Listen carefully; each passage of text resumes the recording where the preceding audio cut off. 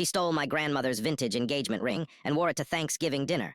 So I made sure her perfect wedding announcement ended with a police escort and a public stripping.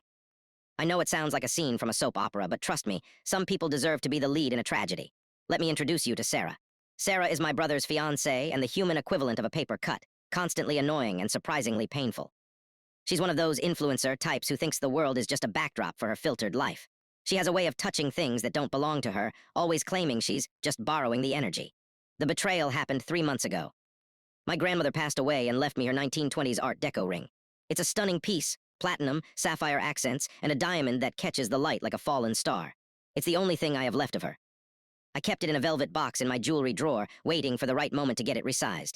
Then came the family brunch at my place. Sarah spent half the time scouting my apartment for aesthetic photo ops. A week later, the ring was gone. I tore my house apart. I cried until my eyes were swollen shut. When I asked Sarah if she'd seen it, she looked me dead in the eye and said, "Maybe you misplaced it, babe. You've been so stressed lately. Energy is fluid, you know." I went to my brother crying, telling him I thought Sarah took it. He laughed in my face. "Sarah, she's got her own jewelry op. Why would she want your old vintage stuff? You're just grieving and looking for someone to blame." My mom even told me to stop causing drama during their engagement season. That's when the fluid energy turned into cold, hard spite.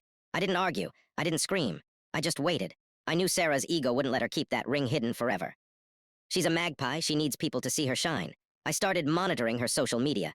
I didn't follow her, but I checked her stories from a burner account every single hour. I also did my homework. I found the original appraisal papers and the 1924 sales receipt from my grandmother's estate. I took high-resolution photos of the unique inclusion in the diamond, a tiny, feather-shaped flaw that made it unmistakable. Then I called a friend of mine who works in local law enforcement and asked exactly what I'd need for a theft of high-value property report. The trap was set for Thanksgiving. Sarah walked into my mother's house looking like she'd stepped out of a bridal magazine. She was glowing, hugging everyone, and tossing her left hand around like she was trying to dry her nails. And there it was, my grandmother's ring sitting on her finger next to her cheap modern band. "Oh, this," she chirped when my aunt noticed it. "It's a family heirloom from my side. My great-aunt gave it to me for my something old. Isn't the energy just divine?" I felt the blood in my veins turn to ice. I didn't say a word. I just stepped into the hallway and sent a text. 10 minutes later, as we were all sitting down for turkey, there was a heavy knock at the door. 2 officers were standing there. My mom looked confused. "Can we help you?"